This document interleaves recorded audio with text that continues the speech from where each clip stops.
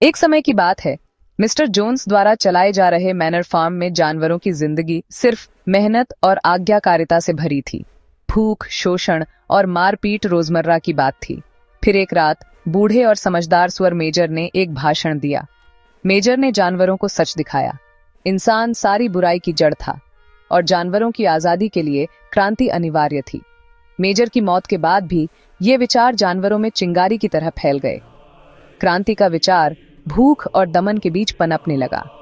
आखिरकार एक दिन जब मिस्टर जोन्स ने उन्हें पर्याप्त खाना देना भूल गए, विद्रोह फूट पड़ा। फार्म के जानवर एकजुट हुए, जोन्स को भगा दिया और फार्म को नया नाम दिया, एनिमल फार्म। अब फार्म जानवरों की थी। सुअरों ने अपनी बुद्धिमत्ता से नेतृत्व संभाला। स्नोबॉल और नेपोलियन क्रांति के नेता बने। एक नया सिस्टम बना, एनिमलिज्म। सारे जानवर बराबर थे और इंसानों की हर चीज अब जानवरों के लिए थी। सुअरों ने फार्म की दीवार पर 7 मूल सिद्धांत लिखे। ये सिद्धांत न्याय, समानता और एकता पर आधारित थे। सबसे सरल और संक्षिप्त था, 4 पैर अच्छा, 2 पैर बुरा। शुरुआत के दिनों में उम्मीदें ज्यादा थीं। सभी ने मिलकर काम किया, खेत जोते, फसल काटी और पहली बार अपने श्रम का पूरा फल पाया। समय के साथ सुअर बाकी जानवरों से ज्यादा विशेष जीवन जीने लगे। दूध और सेब उनके लिए आरक्षित कर दिए गए। नेपोलियन ने स्नोबॉल की योजनाओं का विरोध करना शुरू कर दिया, खासकर चक्की का विचार, जिससे फार्म ज्यादा उत्पादक बनता। दोनों नेताओं में तीखा संघर्ष ले आया। आखिर में नेपोलियन ने अपने वफादार कुत्तों की मदद से स्नोबॉल को बाहर निकाल दिया। अब केवल एक ही नेता था। स्नोबॉल का नाम धीरे धीरे गद्दारी का पर्याय बन गया। यहाँ तक कि चक्की को भी उसका तोड़ फोड़ बताया गया। हकीकत में नेपोलियन सिर्फ अपनी सत्ता मजबूत करने का बहाना बना रहा था। नए शासन में वफादारी से कहीं ज्यादा ताकतवर डर बन गया। नेपोलियन के कुत्ते विरोधियों को बेरहमी से सजा देते थे। जो जानवर कबूल करते थे उन्हें तुरंत मौत दी जाती थी। इस तरह फार्म उन्हीं तानाशाहों की छाया में आ गया जिनका उन्होंने कभी विरोध किया था। सुअर धीरे धीरे इंसानों जैसा व्यवहार करने लगे।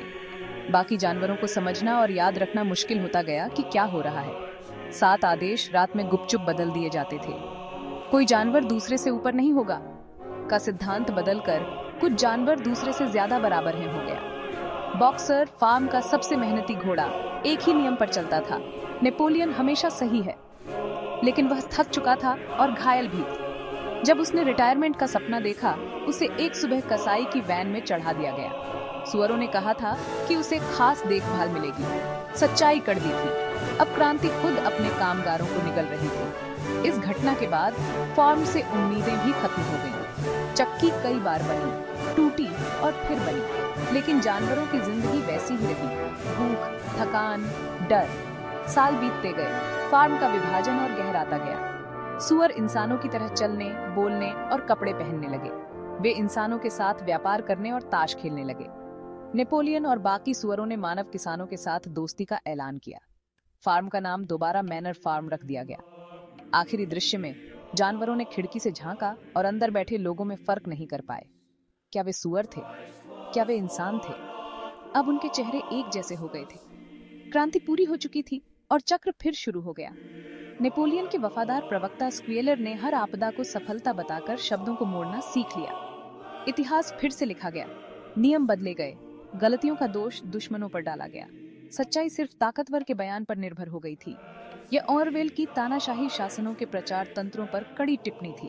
भाषा सबसे बड़ा हथियार बन गई और यह हथियार जनता की याददाश्त को जकड़ चुका था।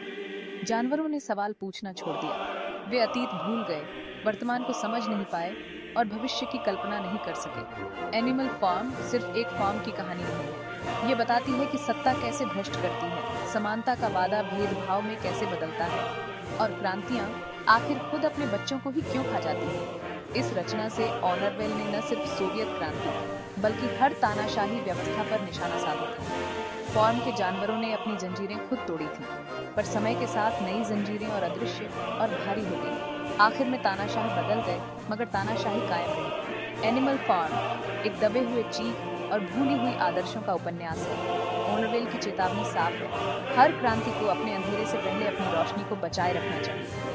अगर आपको ये कहानी पसंद आई हो तो कृपया मेरे वीडियो को लाइक करें, चैनल को सब्सक्राइब करें और नीचे कमेंट्स में अपने विचार लिखें। मैं आपकी राय जानने के लिए उत्सुक हूँ।